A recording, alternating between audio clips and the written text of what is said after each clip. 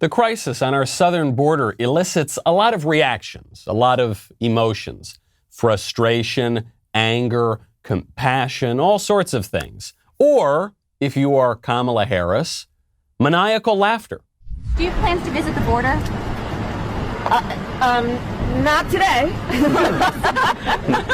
But I have before, and I'm sure I will again. Yeah, visit the border. Isn't it so funny? Isn't it so hilarious?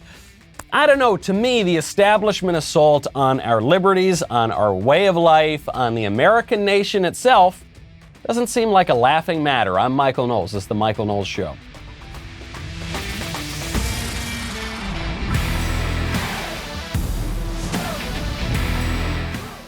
Welcome back to the show. My favorite comment from yesterday is from A.I. Howard, who says, guess what, Michael? Harry's lost a customer, and you gained a subscriber. So interesting that you would say that. It seems like just another way of saying, get woke, go broke. I've gotten a lot of emails from you, so thank you for those of you who have CC'd me on emails to Harry's Razors, which just appears not to want your business if you are a conservative. They don't really want your business, but some of the emails that you have sent to Harry's and to us have been very funny, and we've seen obviously thousands and thousands of tweets on this point. Probably not a great idea for companies to insult their customers. Not a great idea at all. You know, I've got great memories of so many of those things, so many of the emails, so I've got great memories that I want to preserve forever. And when I want to preserve memories, I head on over to Legacy Box. Legacy Box is a way for you to easily and affordably digitally preserve your past. The process is extremely easy from start to finish. First, you pack and send your physical media. Then their team digitizes everything by hand. Then you enjoy it. They use premier scanners and playback decks to ensure that each memory is mastered to the highest quality. Plus, they keep you up to date with regular email updates throughout the digitizing process. Legacy Box is the world's largest digitizer of home movies and photos and has helped over 850,000 families digitally preserve their past, including my family. You know, I unfortunately lost all the photos that I had of a very beloved family member who had died. Fortunately, I then came in through another relative to some more photos, sent them off to Legacy Box. Now they are future-proof forever. Get started future-proofing your memories today so you can gather the family and begin the trip down memory lane. Go to legacybox.com/Knowles, Knowles, to get an incredible 40% off your first order. Buy today to take advantage of this exclusive offer. Send in when you're ready. Go to legacybox.com/Knowles and save 40% while supplies last. The cackling is Kamala's tell. She's not a complex politician. She's actually a rather talented politician. She has made it up the food chain, up the political ladder in ways that some might consider to be a little bit unethical, but she really has done it. She was the first candidate that was booted out in the 2020 Democratic primary, but somehow she winds up being VP to an elderly, doesn't seem all that well president. As a purely political matter, she's done well for herself. But she shares this characteristic, this tick, actually with Hillary Clinton, which is that when she gets nervous, she starts to laugh. You remember Hillary? They said, "Hey, Hillary, did you wipe your private email server that had all sorts of nefarious stuff on it?" She goes, "Ha ha ha, what, wipe? Like with a cloth?" And it isn't particularly attractive when people do that sort of thing. When Kamala is laughing in this case, she is literally laughing at the reporter. She is laughing at the question, but more so, she's laughing at us because the reporter asks a very fair question. Hey, the biggest issue by far that your administration is facing right now is this crisis that you have caused at the southern border, that even Mexico says you've caused, that the illegal aliens themselves have said that you've caused. Are you going to go down and visit and gather some information? You clearly don't have enough information, and try to figure out how to deal with it? And she laughs. She laughs because, of course, she's not going to do that. Why would she? It's a crisis for the migrants. It's a crisis for the American legal system. It's a crisis for the American people. But for the liberal establishment, this is exactly what they want. They want more and more illegal aliens to come into this country because they think that it will give them an electoral advantage, and they don't think that the United States ought to have a right to national sovereignty. Jen Psaki was just asked about this, our favorite current press secretary, Jen Psaki. Peter Doocy, great reporter there, one of the few who's allowed into the briefing room, who's really tough.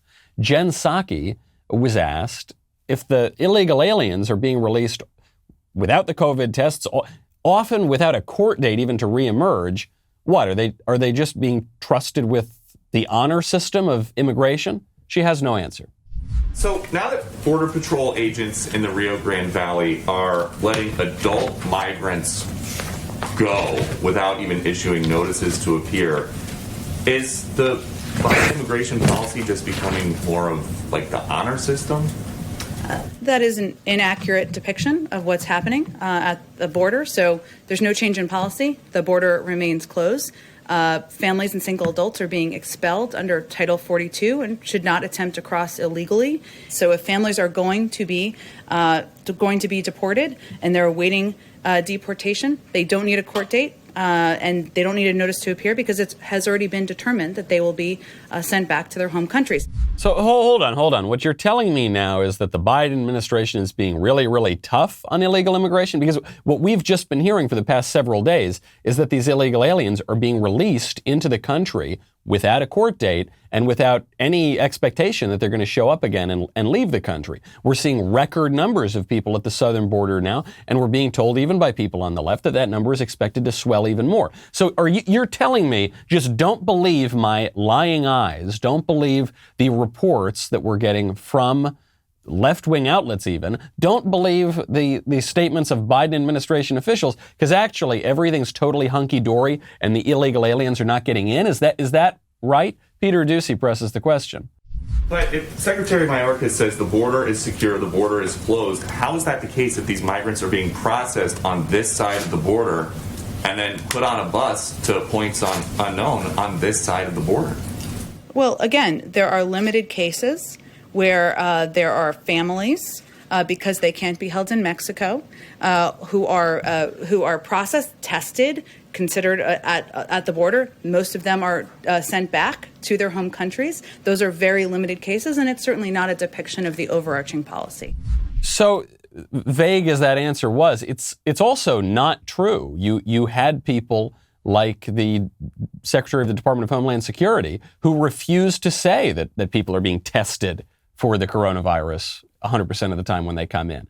So that part just isn't true. Now you're saying, well, there are some limited cases where people are they make it to this side of the border and they're being held in some facilities at record numbers, way over capacity, and some limited cases where they're being shipped to other parts of the country in record numbers. Well, those limited cases don't seem very limited. I mean, this is as close to an outright lie, just about, as it gets in politics.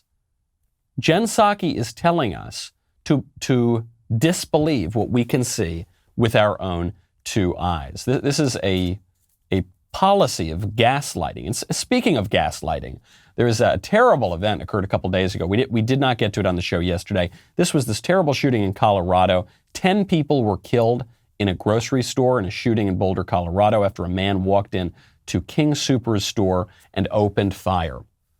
And before you heard any details about this shooting, you saw prominent left-wingers tweeting, posting, commenting about the perils of white supremacy and how this is just more evidence that evil white Americans need to, have their liberties curtailed or need to be dealt with as a public health problem. And then it turned out it was not white supremacy. The shooter's name, we have a policy at the Daily Wire where we do not say the shooter's name, so I won't say the full name. The first name's Ahmad. So, use your mind from there. It's not like John Smith, okay? It's not a name you would associate with, say, white supremacy. Actually, this guy was a Syrian immigrant. His family came here in 2002. He's not Christian. We hear this talk about Christian nationalism now. This is another silly phrase that's being conflated with white supremacy. He wasn't Christian. He's Muslim. So now we've gone from blaming the shooter and everything he was going to represent back when the liberals thought that he was a white guy. Now we're talking about the guns. And it's so bigoted. It gets to something we talked about it yesterday. We've talked about it several times in the past few weeks. According to the left's racial ideology, only white people are fully people. According to the left's, actually specifically only white men, only straight white men who know that they're men. That narrow group, those are the only people with agency, with will, and with intellect. Every other group of people is some sort of passive entity that is merely a victim of whiteness and white supremacy. So when they thought it was a white guy, oh, well, that's his fault and everything that he represents. When they find out he's not a white guy, oh, well, we got to ban guns. Or some people actually persisted. We played a clip yesterday on the show where some millennial gal came out and said that even if a racial minority perpetrates a crime against another racial minority, that can be part and parcel of white supremacy. How? I don't know. That's the premise that they're beginning with. Now they're blaming the guns. Identity politics actually does have something to do with this shooting, according to the Denver Post and according to people who apparently knew the guy. Denver Post, a very interesting article, said that this guy Hernandez, who knew the shooter, said that the shooter apparently appeared to be paranoid about perceived slights against him. And another person who knew the shooter said that he was often concerned about being targeted because of his Muslim faith. So one of these guys says he would talk about him being Muslim and how if anybody tried anything, he would file a hate crime and say they were making it up. It was a crazy deal. I just know he was a pretty cool kid until something made him mad, and then whatever made him mad, he went over the edge way too far. So according to people who knew the shooter, the shooter recognized that grievance was social currency, that the racial and religious identity politics that now pervades our culture could be used as a weapon, could be used as a political tool. And apparently he was rather taken with this kind of grievance politics. The same sort of grievance politics that had people jumping to the conclusion, based on nothing other than bigotry, I suppose, or prejudice, that the shooter was a white guy. But then the minute he wasn't, never mind, back to business as usual, back to our regular old identity politics. And we're supposed to pretend that never happened. I think it is important to learn the motivations of these shootings. Very often they're just completely senseless. They're just some lunatic. Sometimes there is a kind of perverse sense to them.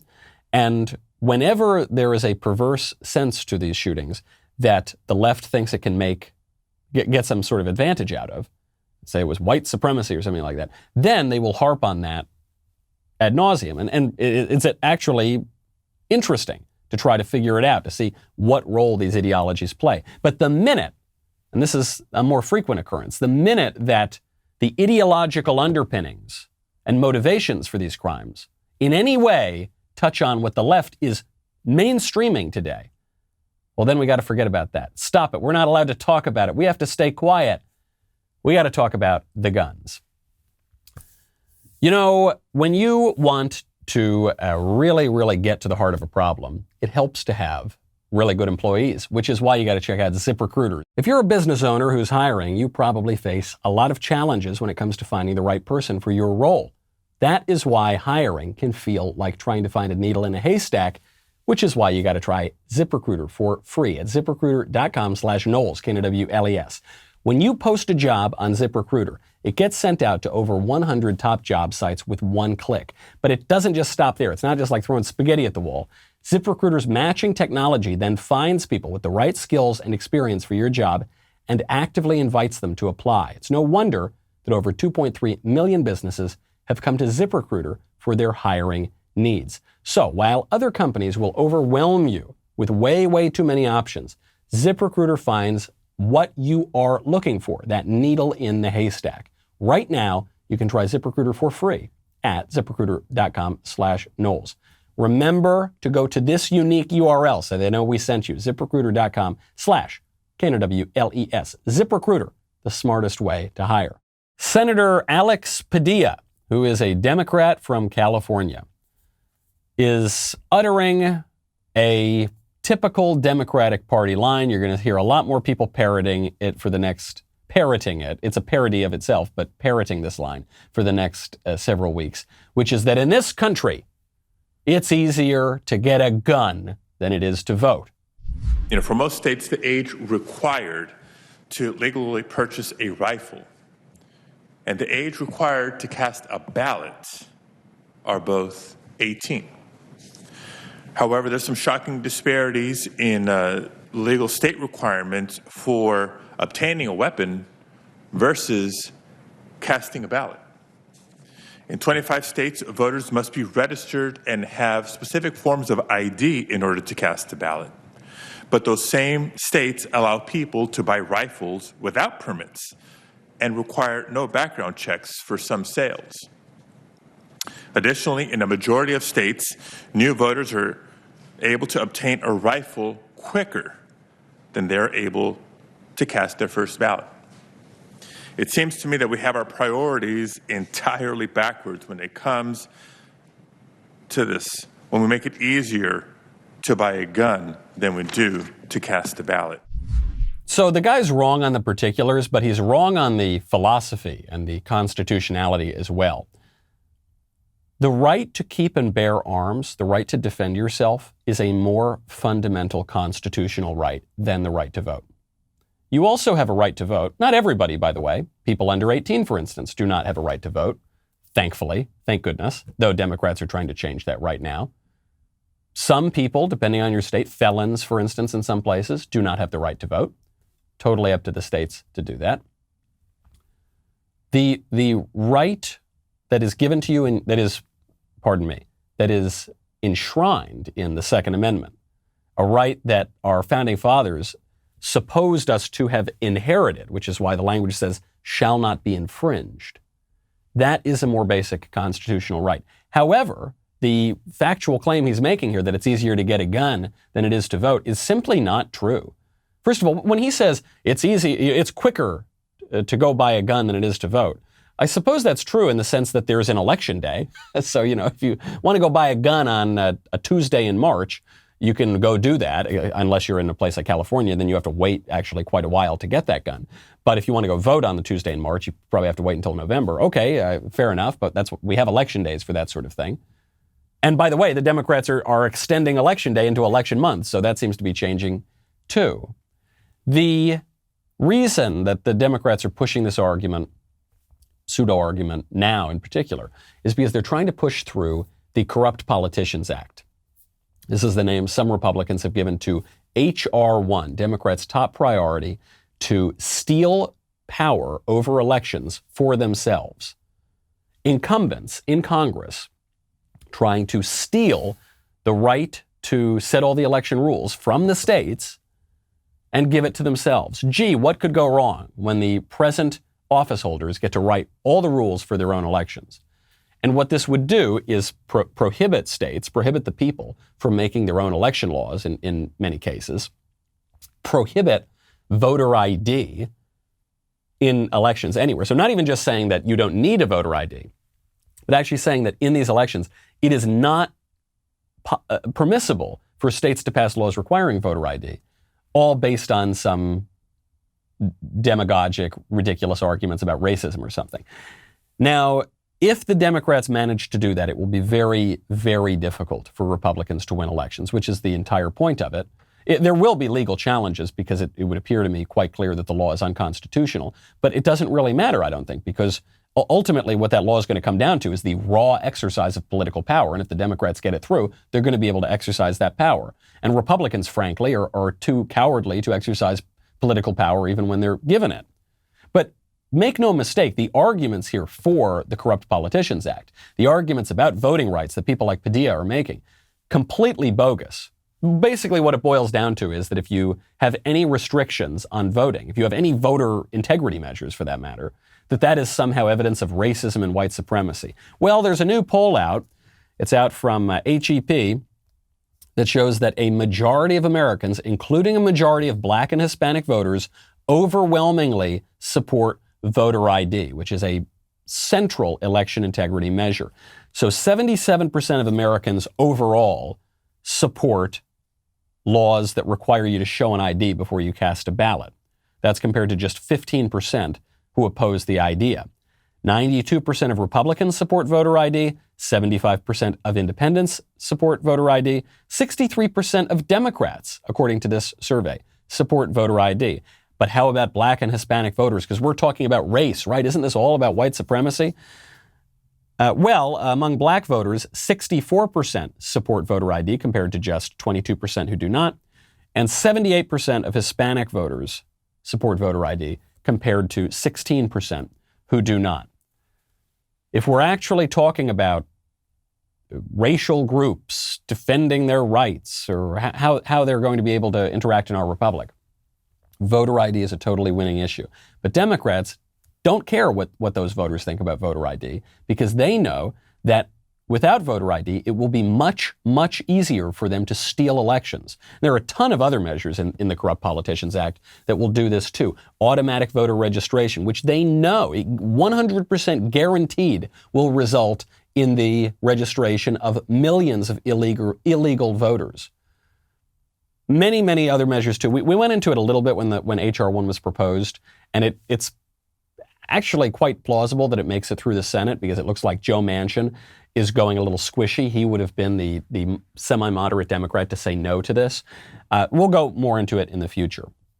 But suffice it to say, the arguments they're making on white supremacy, on guns, on voting, completely 100% without merit.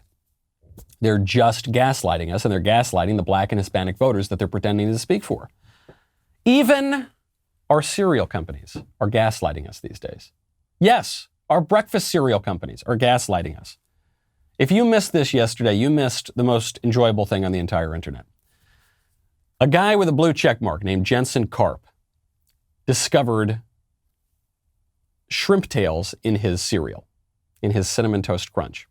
And it's gross, and you can see the shrimp tails are covered up in cinnamon sugar. He tweets out, Cinnamon Toast Crunch, he tags them. Why are there shrimp tails in my cereal? This is not a bit. Cinnamon Toast Crunch responds and says, we're sorry to see what you found. We would like to report this to our quality team and replace the box. Can you please send us a DM to collect more details? Thank you. They wants to replace the box. So this guy, Jensen Karp, responds and says, guys, I'm not sure I'm ready for another box. Finding like gross shrimp tails in my cereal, another box is the last thing I want. Cinnamon Toast Crunch responds and says, we understand your concern. We promise you that our team will look into this and get to the bottom of it. But in the meantime, we want to do everything we can to make this right. We need further details. Then they come back, and he keeps joking with them. They come back and say, after further examination with our team that closely examined the image, it appears to be an accumulation of the cinnamon sugar that sometimes can occur when ingredients aren't thoroughly blended. We assure you that there is no possibility of cross-contamination with shrimp. So if you look at the picture, though, they're just obviously shrimp tails. It is not physically possible to make cinnamon sugar look like these shrimp tails. There is cinnamon sugar on the shrimp tails, but it's just very clearly shrimp tails. So then this guy responds and says, okay, well, after further investigation with my eyes, these are cinnamon-coated shrimp tails, you weirdos. I wasn't all that mad until you tried to gaslight me. Then the cereal company offered him some coupons for cereal, and the saga has been on pause there. This is not to go after Cinnamon Toast Crunch, even for putting shellfish in people's cereal. That's unfortunate, but one suspects they didn't do that intentionally. Maybe some little rodent dragged them into some cereal vat or something. I don't know. Accidents happen. It's a pretty gross accident. It's probably going to have me pausing on eating Cinnamon Toast Crunch for some time. It's a good cereal. But the real issue here is the gaslighting. We've actually been talking about this for several days now. The late conservative philosopher Roger Scruton, he said, civilization requires confession and forgiveness. I need to be able to say when I've done something wrong, and you need to be able to forgive me. And I need to sacrifice my pride, and you need to sacrifice your resentment, and we both sacrifice something that we cherish, and then we move on. In our present culture, you might call it a cancel culture, you can't ever admit that you're wrong. I actually have some sympathy here for Cinnamon Toast Crunch, because there is no forgiveness in our culture anymore. So the natural inclination here is to say, no, that's not true. It's not, whatever you're seeing, it didn't happen. That is a culture of gaslighting where we're not even allowed to acknowledge basic truths. This is true in our politics more broadly.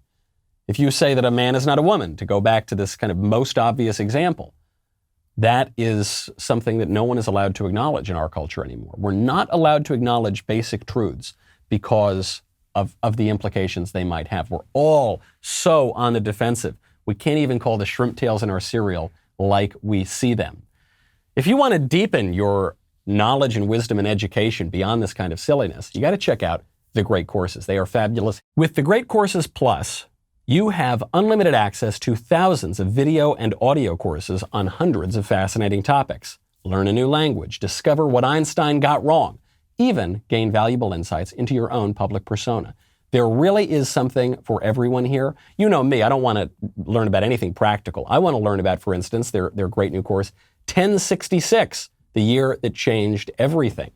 Maybe we'll talk about that. The Battle of Hastings, Bishop Odo, all these great things. But really, you can learn just about anything you want. I also find when I'm sitting up with my cute little screaming son in the middle of the night, it's kind of fun to throw on something educational rather than just keep burning my mind on the same, episodes of whatever. The courses are taught by the best professors, the top experts in their fields. Plus, with the Great Courses app, you're free to watch, listen, and learn on any device at any time. Switch between devices. It's really terrific. I'm really glad that I found a more productive way to spend my free time. I want you to try the Great Courses Plus too.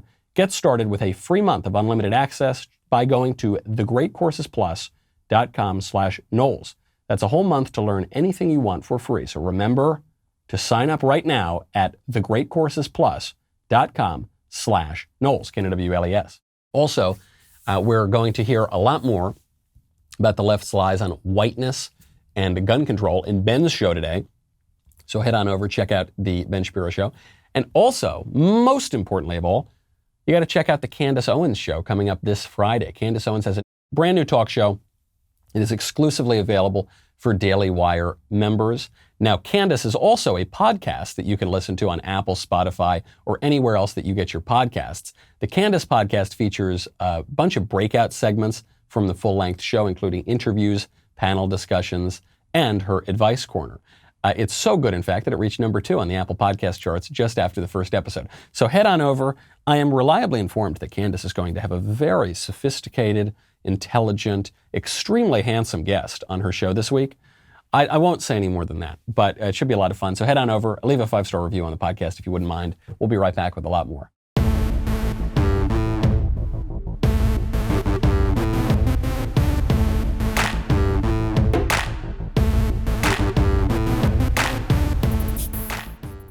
Cinnamon Toast Crunch is gaslighting customers over shrimp tails in their cereal.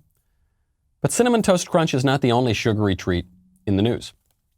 Krispy Kreme is in the news right now because, as part of a broader effort to encourage Americans to get vaccinated, Krispy Kreme has announced that they will be giving out one free glazed donut every single day to anyone who brings in their vaccination card into any store in the United States for the rest of the year.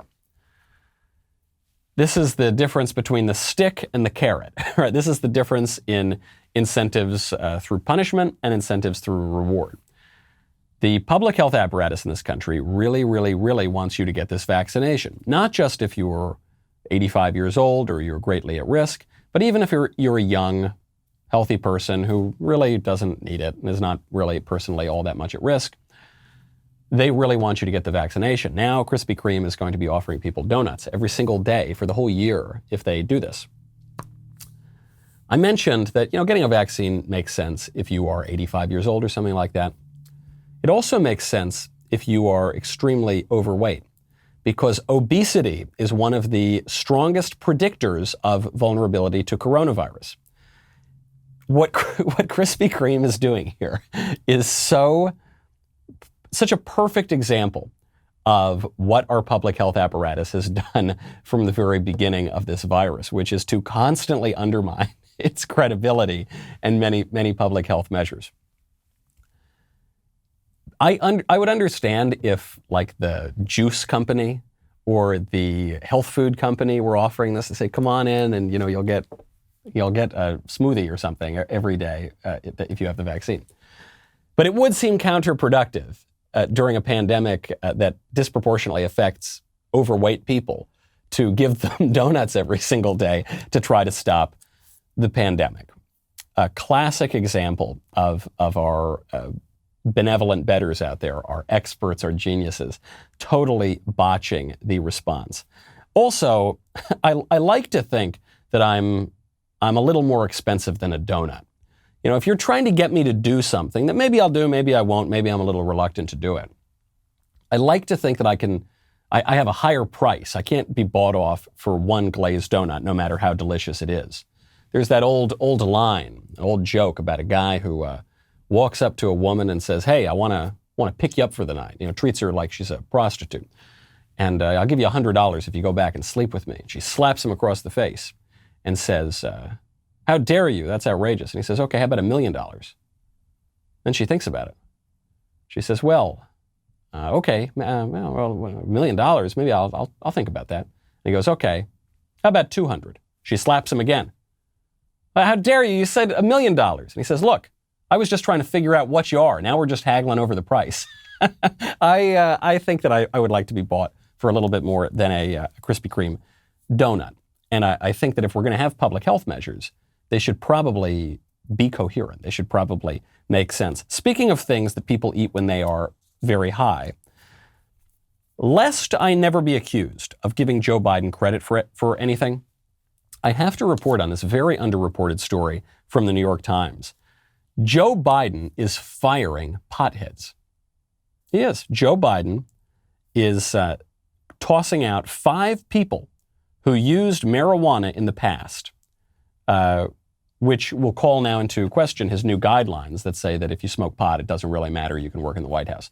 I'm not saying this because I have some personal grudge against pot or because I've never puffed on the devil's lettuce in my life or anything like that. But I don't think that we should further legalize that sin spinach, you know, that Jamaican oregano. I don't think that it's some matter of profound constitutional, natural rights even, that you should be able to puff on a blunt or anything like that. It's like, it's not the worst thing in the world, but it isn't good. And unlike, say, alcohol or other intoxicants that are much more natural to our culture, much more traditional, rather, in our culture, marijuana is relatively new to the culture, and I just don't see any reason to introduce it. Also, I noticed that most of the people clamoring to legalize marijuana like their life depended on it are big libs, and I don't see any reason to suspect that they're right about that. My gut just tells me that's wrong. Also, it is still the law, right? I mean, there are now contradictory laws at the local level, the state level, and the national level on the ganj, you know. So I think we need to get those laws in order. We need to sort this sort of thing out. And I actually get a real kick that Joe Biden is taking this issue seriously. Don't forget, just 20 years ago, you could really not admit that you'd smoked pot. When Bill Clinton in the 90s was asked about whether or not he'd smoked pot, he had to come up with this ridiculous, totally Clintonian, obviously dishonest answer. He said, "I smoked it, but I did not inhale. I just kind of mulled it around in my mouth, and then I puffed it out like a cigar." Speaking of cigars, well, never mind, we'll get to that later. And now, of course, if you don't smoke pot, you'll be like a square. You probably couldn't be elected if you say that you've never smoked pot. That is a seemingly trivial cultural change, but it shows the development of what you might call the permissive society. This is a phrase used by the historian Paul Johnson, among other people. This idea that we should be allowed to do whatever we want, at least as long as it doesn't harm anybody. And for a while, it was really just leftists who were pushing this idea. Then, for some reason, over the past 10, 20 years, conservatives have started to buy into this idea too. But it's ridiculous. It actually gets into the heart of something we're talking about a lot these days, which is political correctness, how it advances. This is the subject of my upcoming book, Speechless, Controlling Words, Controlling Minds, available now for pre-order until it gets canceled. These debates over, drug policy or over speech even, it's not a debate between freedom and censorship, right? All speech regimes, all drug regimes, all these sorts of policies are finite things where you can do some things and you can't do others. The question is really over standards. What are we going to support? What are we going to discourage? What are we going to include? What are we going to exclude? And I got to tell you, I got to give Biden a little bit of credit. He's drawing kind of a strange line in the sand for someone who's now importing illegal aliens into the country in record numbers. But nevertheless, he is drawing a little bit of a line in the sand, and good on him for it. It gets into this question even of say, academic freedom. There's an organization right now, the Academic Freedom Alliance, which is supporting some right-wing professors. Some left-wing scholars are involved in this too. But they've come to the defense of Tom Smith, who is a professor who is now under investigation for a blog post in which he criticized the Chinese government. And a lot of conservatives are upset about this. And even this organization that specifically supports academic freedom is going after it too. Wonderful. We should welcome their support. That's great. So glad that they're supporting professors who criticize China. However, academic freedom is not a conservative virtue. It's not a conservative value. Actually, the modern conservative movement founded by Bill Buckley was started with a book called God and Man at Yale, the subtitle of which was The Superstitions of Academic Freedom, a book in which Buckley called academic freedom a hoax, because it is a hoax. It is a dishonest instrument that is used almost exclusively by the left to push their ridiculous and subversive and dangerous and what other words can I use? Destructive ideas into universities. We all know this. And conservatives, I don't think we actually support academic freedom. I think we want to kick all the crazy, radical, anti-American professors out of the universities. I think we want to kick them out of Hollywood. I think when we say we need to take back the culture, what we are saying, quite obviously, is we want to exclude certain views, certain curricula. But then we feel uncomfortable with that, and so we say, but we support academic freedom. No, you don't. Be honest with yourself. I don't support it either. One, because it doesn't ever really exist. Curricula are finite things. The semester is only so long. You're going to teach some things, you're not going to teach other things. You're going to include some books, you're going to exclude other books. So this academic freedom, pie-in-the-sky abstract notion, it doesn't really have much practical effect. What we have to get down to defending as conservatives is not just the abstract procedures of politics. Free speech in the abstract, religious liberty in the abstract, academic freedom in the abstract. We have to get down to what we actually want to say, what we actually believe, what we actually think ought to be taught. I don't think any conservative who supports academic freedom thinks that universities should be holding classes promoting the 1619 Project, which is based on a lie. I don't know. Nobody would support that. Of course not. We should exclude lies from the university, and we should include good, edifying, truthful education. The issue here with this professor who's under investigation is not that his academic freedom has been compromised. If he had written blog posts talking about how evil the country is and how he wants to overthrow the American way of life, I wouldn't defend him. The issue here is that he's talking about China. He's criticizing China, and he's being punished for criticizing China. By the way, if the guy wrote his blog posts criticizing America, he'd probably be promoted. He'd probably be the dean of his department by now. But because he was criticizing China, now he's under fire. That's the problem. The I think underlying premise to all these really abstract arguments is that we really can't differentiate between right and wrong, between good and bad, between China and America. We can't, between drag queen story hour and going to church on Sunday. We just can't differentiate. And so we have to support all of these things, and we have to have no standards at all. Give me a break. If you can't rely on your moral conscience to make the most basic judgments of reason between good and bad and right and wrong and true and false, then you can't have self-government. The whole premise of self-government is that we consider these ideas, we distinguish between good and bad and right and wrong, we make judgments, and then we enact those judgments in our politics. That's the point of self-government. If you say that we can't do that anymore for whatever reason, because you have a skeptical view of knowledge or of conscience or whatever, then you can't govern yourselves. And increasingly, it would appear that we're not able to do that. Speaking of self-government, and speaking of exclusion, there is a movement underway to make Washington, D.C., the federal district, to turn it into a state. The left has been pushing this for a while.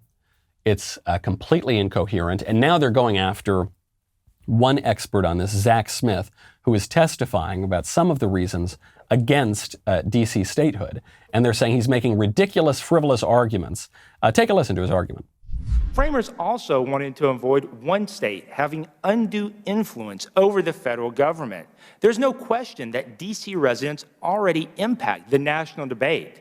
For the members here today, how many of you saw D.C. statehood yard signs or bumper stickers or banners on your way to this hearing today? I certainly did. Where else in the nation could such simple actions reach so many members of Congress? So the left went after this guy, Zach Smith, and said, this is ridiculous. He wants to claim that D.C. has special representation because what? Lawmakers look at yard signs? Give me a break. Well, that's true. Lawmakers spend a lot of time in Washington, D.C. And the things that happen in Washington, D.C. disproportionately affect the national conversation. That's just obvious. That's just common sense. I was in D.C. 2 days ago. And this is why we refer to the swamp, right? This is why we refer to the D.C. bubble, is because the people are there living in a particular place and they're having the conversations and debates that will affect our national politics. And the point he made at the very top of that is true too. The founders did not want any particular state to dominate all the other states. That is specifically why they said, no, it's not going to be Maryland that has the nation's capital. It's not going to be Virginia. It's going to be this kind of area that we carve out from these places, and it's going to be a federal district. There is no argument, not one single argument for D.C. statehood other than inclusion. And this is this silly slogan, this bumper sticker that the left is really pushing that unfortunately a lot of people on the right have fallen for the trap of parroting. Where they'll say, well, come on, let people in D.C., they deserve a vote. Well, they vote on certain things, but the federal district is a very special, specific place. If the D.C. residents want to live in a place that's governed under different rules, then they can move to Maryland or they can move to Virginia. But if you're in D.C., you got to play by the rules of D.C. We actually need to exclude Washington, D.C. from statehood if you want to preserve the integrity of statehood. It's a great line from Chesterton. He says, there's a thought that stops thought, and that's the only thought that ought to be stopped. The inclusion of all the states in the federal government in the United States of America relies, to some degree, on the exclusion of Washington, D.C. Because if Washington, D.C. remains a federal district and not a state, then all the other states have equal dominance over the nation's capital. Namely, none of them have any dominance over the nation's capital. If Washington, D.C. becomes a state, now we have truly a hierarchy of states in the matter of lawmaking, in the matter of the federal government.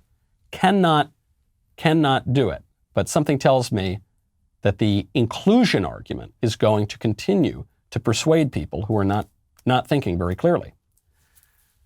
What the left is doing with inclusion is trying to turn this into a race issue. So they're saying, well, a lot of black people live in D.C., so if you want to exclude it from statehood, it's because you're a white supremacist.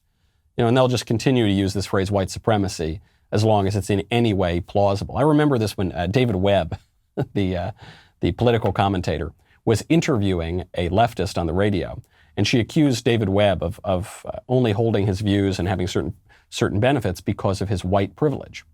And David Webb said, ma'am, I think if you knew me better, you would not accuse me of that. She said, no, you do. You've got white privilege. And he said, ma'am, I'm a black guy. I'm like, it's not even like that ambiguous. I'm pretty clearly a black guy. And she said, oh, yeah, okay, all right, never mind. And then she moved on. But it's just the sort of line that you throw at people without any evidence. You don't need any evidence. Tammy Duckworth, Democrat, is taking this racial politics even further. She has now said that she will not vote for any Biden nominee who is a white guy, a straight white guy. Tammy Duckworth says, quote, I am a no vote on the floor on all non-diversity nominees. I will not vote for I will vote for racial minorities and I will vote for LGBTQ. But anybody else, I'm not voting for.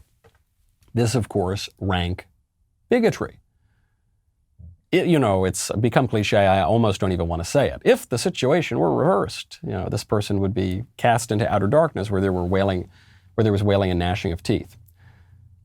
Inasmuch as there is any sort of white identitarian movement cropping up on the fringes of our political discourse, and I suppose there's always something like that on the fringes, but inasmuch as it's cropping up anymore, it's because of Tammy Duckworth.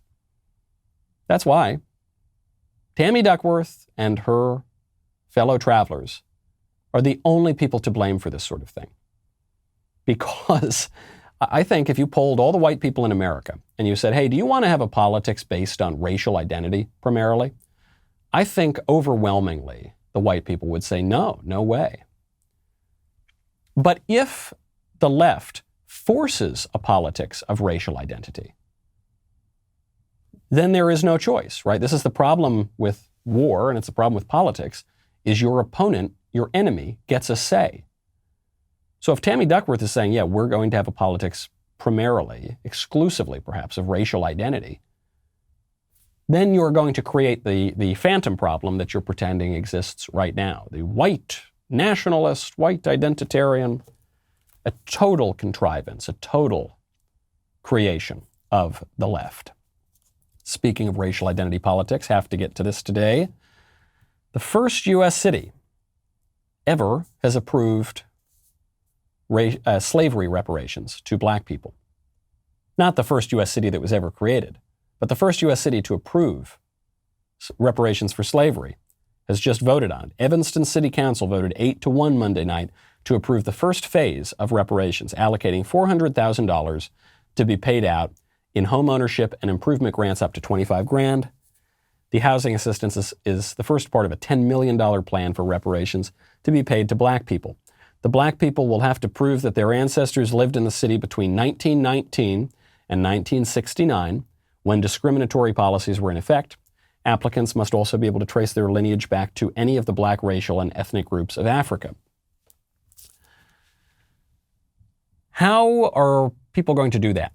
They're going to spit in a swab, they're going to take one of these DNA tests and prove it. What happens if the documents are not particularly strong? What if they're not reliable? What if they're being forged? What if there's corruption that creeps in? What if the politicians who are just doling out money willy-nilly to people based on how dark their skin is, what if they get a little bit crooked about it? What if this is just the beginning? What if this is the beginning of a politics primarily of racial identity in the modern political era in this country? Certainly would seem that way. I don't think this is the end. I think other cities are going to vote on this too. And I think that a lot of conservatives, the squishy ones, are going to go along with it. And they'll say, well, I just don't want to be called a racist. And hey, and you know what they'll do? The only argument they'll make is, maybe we should have reparations for other groups. Anyone who's ever suffered any kind of grievance or discrimination. Why is this one grievance, horrible though it was, why is that the only grievance that anyone is allowed to claim some justice for? Why not if you're a Japanese American and your parents were interned or your grandparents were interned during World War II? Are you not entitled to some reparations for that? What if you're an Italian American? You were treated in parts of the South just like black people were treated. Largest mass lynching in American history was against Italian Americans. Where's my money? Give me those reparations. What if you're an Irish American? You had signs on the windows that say Irish need not apply to jobs. Where are your reparations? What I could see, I don't think any Republicans, very, very few prominent Republicans, are going to have the spine to say no reparations. You don't get it. I just don't want to hear about horrible historic grievances. Not because I deny that they existed, but because everyone can claim grievance, because this is a fallen world, and some people certainly can claim it worse than others. But the way to have a country moving forward is not to go back and relitigate things that happened 200, 300 years ago and to try to extort money out of people through corrupt government programs. The way to move forward as a country is confession and forgiveness, a little bit of grace, and love of your country as an extension of your family and your community. That's going to be the way forward. right before we go, I have to mention this article. It's in CNN. Speaking of people's physical characteristics, to shave or not to shave, how beards may affect COVID-19 health. The idea that if you have a beard, your mask might not be as effective, and therefore you need to shave. All I have to say on this particular story is, nice try, Harry's.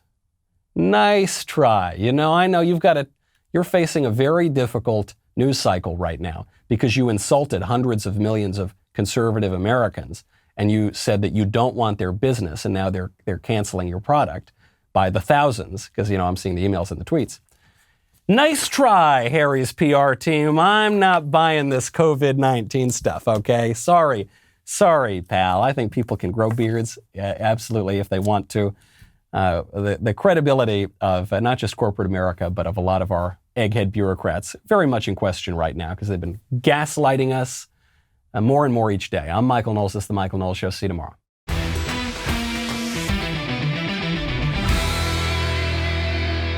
The Michael Knowles Show is produced by Ben Davies. Executive producer, Jeremy Boring.